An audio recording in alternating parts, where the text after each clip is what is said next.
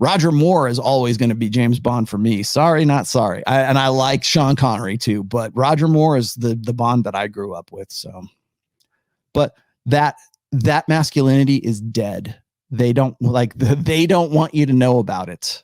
The narrative now, the woke narrative, the gynocentric social order does not want you to look at masculinity in that light anymore. They don't want you to look at it as Hugh Hefner or James Bond or Sean Connery or any of that old order stuff where you could have sort of a refinement, the finer toxic masculinity. They don't want you to have that anymore. That's why they kill male characters, like beloved male characters.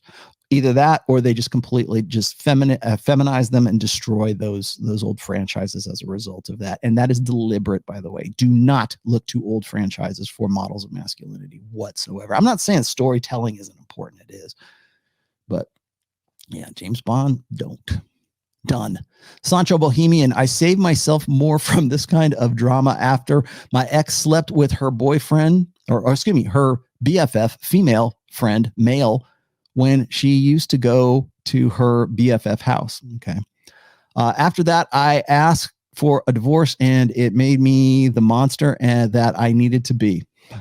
And so I thank you for your book. It opened my eyes to play the game better. Good. Well, if nothing else, you will play the game better. No name. Robin Williams. Good example. In the article, complained of depression due to having to work late in life due to alimony. No one ever mentions this. Yeah, except for I did. When Robin Williams died, I was very familiar with what was going on with Robin Williams, and I remember again. Thank you, Pat Campbell. When he ended up offing himself, which was, I think, was like one of the tragedies of this century, right? Yeah, because I knew about his background. In fact, I'd used him as an example in other like essays prior to all of this.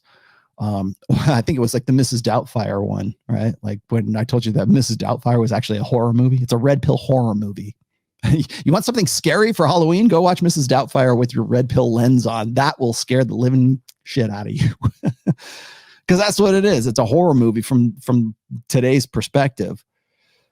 But what was interesting about that analysis of the Mrs. Doubtfire is that is not too off the mark for Mr.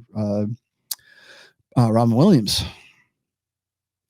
And another guy who had a lot going for him, very funny guy, very talented guy. Yes. Was he depressed? Yeah. Well, okay. There's depressed and there's what's making you depressed. When Anthony Bourdain offed himself, everybody goes, "Oh, he was on Xanax and he was just switched his prescription and he had he had a problem with clinical depression that nobody ever talked about prior to him offing himself as a result of Asia Argento being the catalyst for him putting a noose around his neck. He'd already been very upset and very emotional off his first divorce. You take away his one shot at love. It was the blue pill that killed Anthony Bourdain. It was a blue pill that kills a lot of these guys. It's that old school. That's why I worry about Prince Harry. That's why I'm still kind of concerned about Will Smith. I'm not saying that they're going to do that, but they need to wake the fuck up. Because if they don't, kill the beta before it kills you. Game saves lives. Red pill saves lives. Understanding your nature, understanding her nature, understanding intersexual dynamics, understanding the sexual marketplace, understanding the position that you are in, that maybe you got into because you made decisions based on your old, blue pill conditioning. If you don't get that, then or if you refuse to get that, but if you don't get that, you are at an extreme disadvantage. I mean, like it's, in some cases, it can be a matter of life or death. But yes, Robin Williams was a good example of that as well.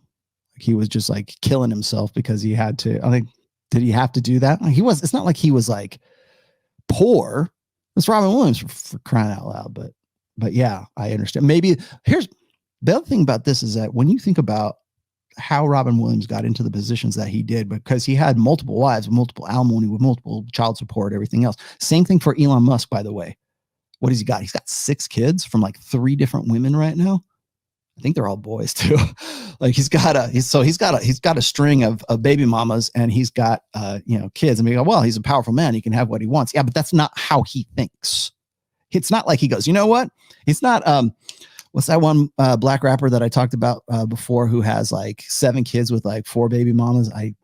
Candace Owens was on him. The name escapes me right now. That's not Elon Musk. Okay. Elon Musk didn't go, you know what? We just want to get with whoever I want to get with. I'm just going to knock up whoever I want. I got a lot of money. It doesn't matter. Elon Musk falls in love. He gets one-itis for every one of these girls. He got one-itis for Amber Heard. He's a soulmate. Yo, she's my soulmate. Grimes is my soulmate until she's not.